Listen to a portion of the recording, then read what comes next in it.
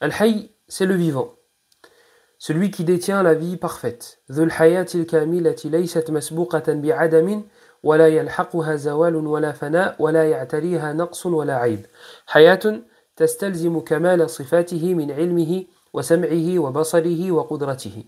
Donc ils disent, les savants, rahmatullahi alayhim jami'an, que le vivant, c'est celui qui détient la vie parfaite. C'est celui qui détient la vie parfaite, qui n'a pas été précédé par le néant et qui ne sera pas suivi par une fin. Et cette vie qu'on attribue à Allah subhanahu wa ta'ala, qui s'est attribuée à lui-même d'ailleurs, va nous indiquer, va être un indicateur pour nous montrer, nous prouver que les autres attributs sont aussi parfaits, les autres attributs sont aussi attribués à Allah, comme la science. Celui qui détient la vie parfaite a la science parfaite, a l'ouïe parfaite, a la vue parfaite, a la capacité, etc., etc., etc. Donc c'est un nom qui va nous indiquer les autres, le sens global des autres noms, et des autres perfections qui sont à Allah subhanahu wa ta'ala. Hayatun tastalzimu kamala sifatihi min ilmihi wa sam'ihi wa basarihi wa qudratihi. Et dans le Coran, Allah nous l'a cité plusieurs fois.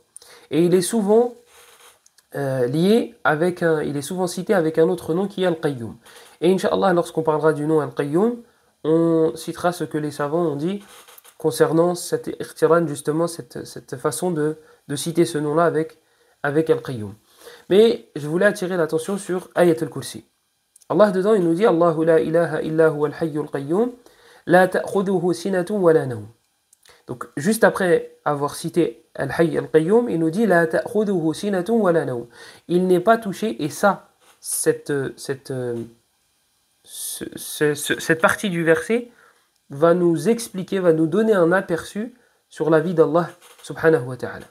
Il nous dit La ta'khuduhu sinatun wa la nawm. Il n'est pas touché par as-sinah wa la an-nawm. Wa la nawm. Et il n'est pas touché par an-nawm.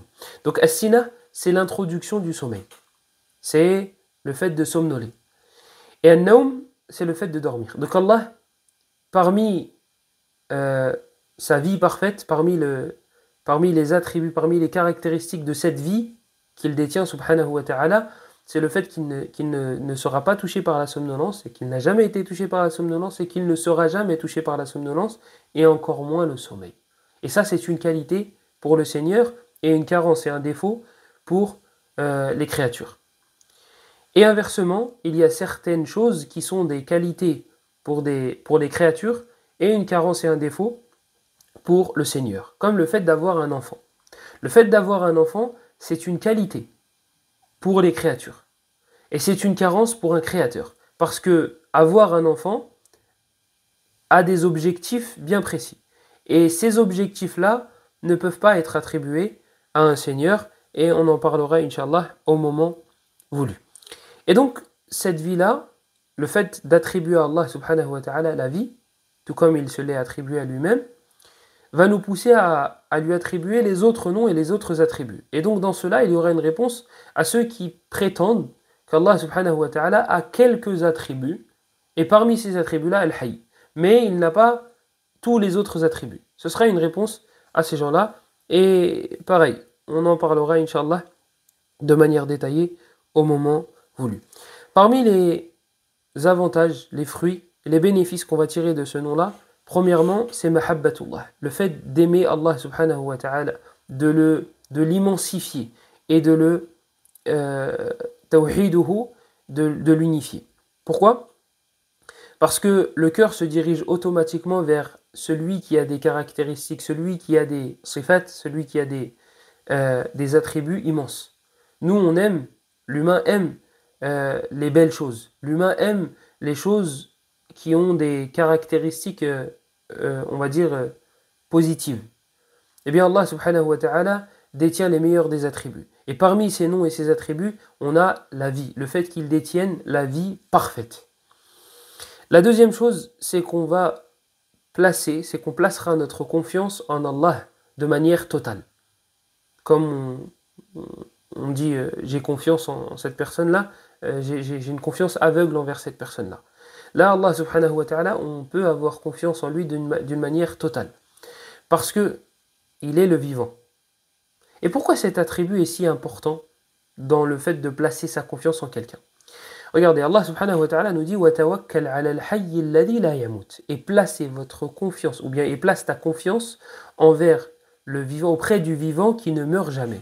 Pourquoi c'est si important de préciser que c'est le vivant qui meurt jamais et que c'est en lui qu'on doit placer notre confiance? Il y a un cheikh qui avait donné un exemple une fois et qui était marquant, qui était très parlant.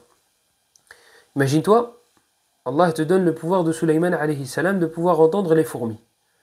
Donc une fourmi vient à toi pour se plaindre des autres fourmis. Tu lui promets protection. Est-ce que toi tu doutes une seule seconde que les fourmis vont te battre? Là, abadan. Tu ne vas pas douter. Un verre d'eau, tu jettes et c'est fini. Même si c'est une armée, un petit verre d'eau et tu jettes. Et c'est fini. Tu te lèves, tu écrases. Mohim, ça ne va pas te demander beaucoup d'efforts.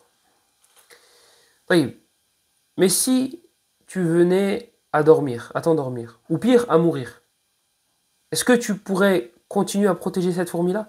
Donc, même si ta force est largement au-dessus de celle des fourmis, tu ne pourras pas respecter ta promesse jusqu'au bout. Donc, tu es largement plus fort que les fourmis, mais comme tu as un début et tu as une fin, eh bien, la fourmi qui est venue se plaindre à toi ne pourra pas avoir une confiance totale en toi, envers toi. Revenons à Allah subhanahu wa ta'ala. Allah, il est le vivant, qui ne dort jamais, qui n'est même pas touché par la somnolence et qui ne mourra jamais. Donc, placer sa confiance en lui est un gain et synonyme de réussite.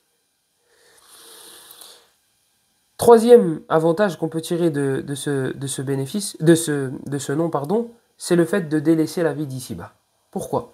Parce que le fait de te rappeler qu'Allah subhanahu wa ta'ala est le seul qui est vivant, qui est le seul à détenir une vie parfaite, qui est le seul à détenir une vie sans fin, te rappelle que toi, par contre, tu as une vie avec une fin, avec un début et avec une fin. Et il y a aussi quelque chose en rapport avec le point de l'amour envers Allah subhanahu wa ta'ala, via ce nom-là, c'est que le fait qu'il soit vivant et qu'il ne dorme jamais, qu'il n'est pas touché par la fatigue, qu'il n'est pas touché par la somnolence, va faire en sorte que tu pourras toquer à sa porte, entre guillemets, à n'importe quelle heure. Vous savez, on connaît tous des gens qui ne dorment jamais. Et lorsque tu te réveilles d'un cauchemar, tu peux lui envoyer un message, il te répondra directement. Et c'est rassurant d'avoir quelqu'un à la maison qui ne dort pas, ou bien dans son entourage qui ne dort. Parce que tu sais qu'à n'importe quelle heure, tu peux le contacter et il te répondra, il te rassurera. Allah, il ne dort jamais. Allah, il n'est pas touché par la fatigue. Allah, il n'est pas touché par la somnolence. Tu peux le contacter, entre guillemets, à n'importe quelle heure. Tu peux toquer à sa porte à n'importe quelle heure. Et, subhanallah, les gens se mettent des remparts. Les gens se mettent des... À cause de leur ignorance. Ils disent, oui, mais j'ai pas mes ablutions. كان رسول الله يذكر الله في كل أحيانه. Aïcha radiyallahu anha, elle nous disait, le prophète sallallahu alayhi wa sallam évoquait Allah dans tous ses états. Dans tous ses états. Donc, tu n'as pas besoin d'avoir tes ablutions. Tu n'as pas besoin de te diriger vers la qibla. Tu n'as pas besoin d'être dans un état bien spécifique. À partir du moment où tu n'es pas en train d'uriner, tu n'es pas en train de faire tes besoins, tu n'es pas dans un endroit sale. Et lorsqu'on dit sale, religieusement parlant, c'est un endroit où il y a des impuretés. Pas un endroit sale comme nous on appellerait. Parce que, par exemple, akramakumullah, la mort c'est sale, à nos yeux, à nous. Mais ce n'est pas quelque chose d'impur. Donc religieusement parlant, on ne va pas appeler ça quelque chose d'impur. Donc je peux évoquer Allah dans tous mes moments, je peux l'implorer, je peux lui demander, je peux me plaindre auprès de lui à n'importe quel moment.